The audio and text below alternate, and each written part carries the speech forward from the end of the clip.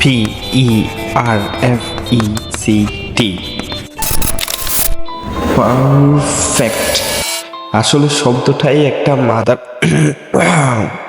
এই জীবনে হাই কে না পারফেক্ট জিনিস চায়, বাট কোনো কিছুই তো পারফেক্ট না।